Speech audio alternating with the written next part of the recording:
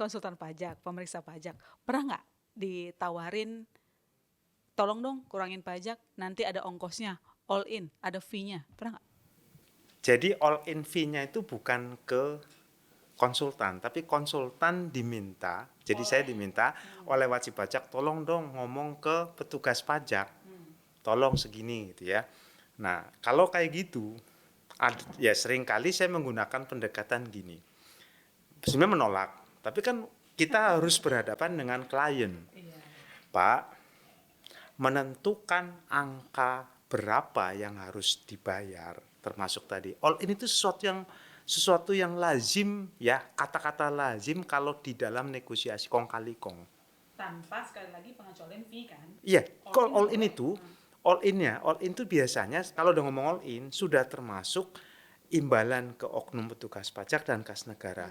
Itu Kalau yang misal ngomong WP yang ngomong all in itu, Pak. all in itu bisa dua istilah itu. Jadi ada WP dengan konsultannya atau ini.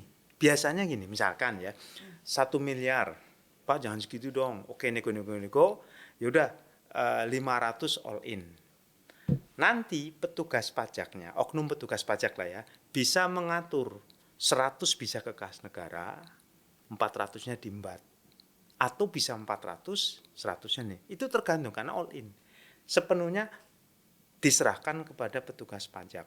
Wajib pajak hemat nggak? Hemat dong.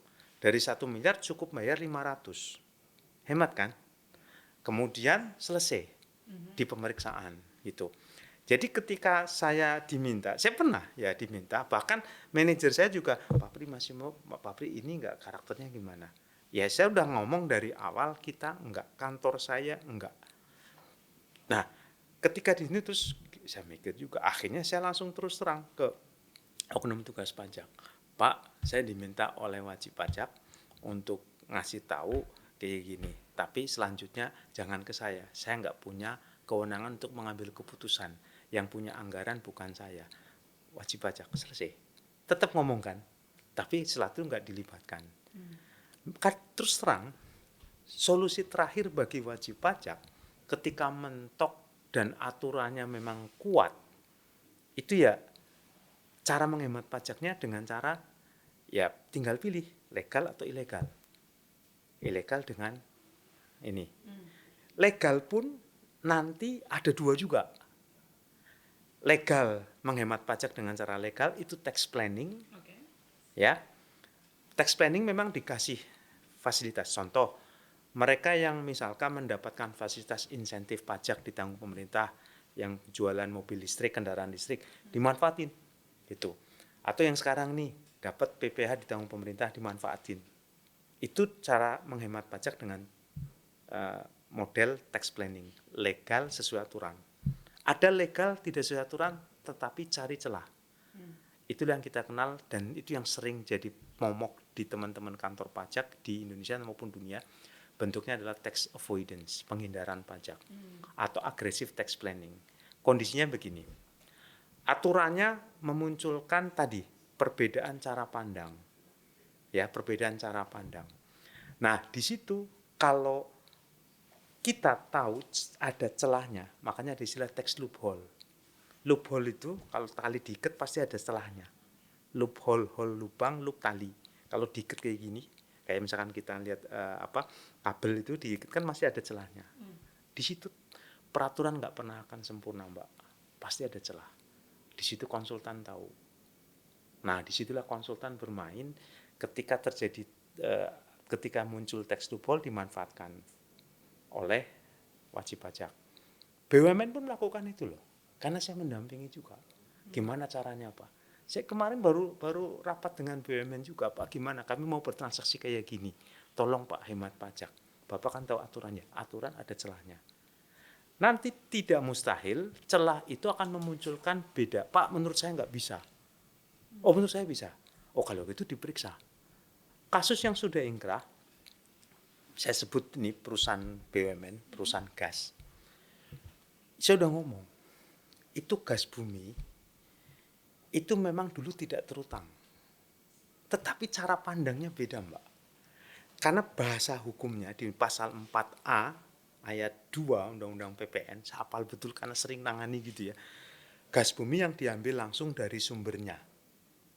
Oke. Pertama ditafsirkan gas bumi yang diambil langsung dari sumbernya berarti yang beli misalkan BUMN Pertamina EP ngambil, Medco ngambil, dijual. Nah, itu yang enggak terutang. Tapi ketika masuk ke misalkan trader kayak PGN atau siapa, itu berarti dia tidak gasnya tidak berasal dari yang diambil langsung dari sumbernya karena dia beli dari kontraktor migas.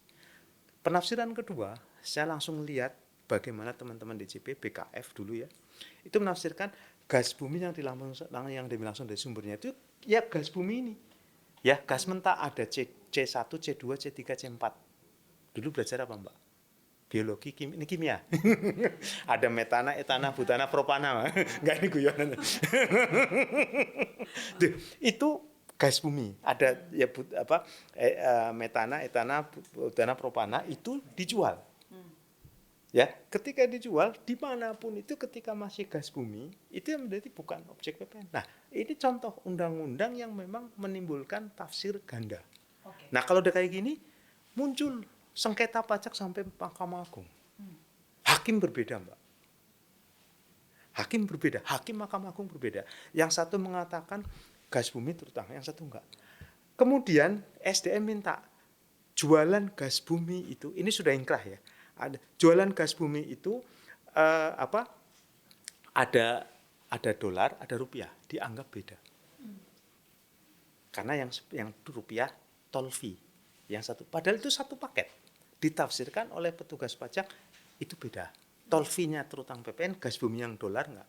Tapi kemudian sampai di pengadilan pajak wajib pajak menang semua. Itu satu paket. Walaupun harganya dua, gas bumi ini, gas bumi dolar, tol fee-nya ini, tapi satu paket, itu harga jual.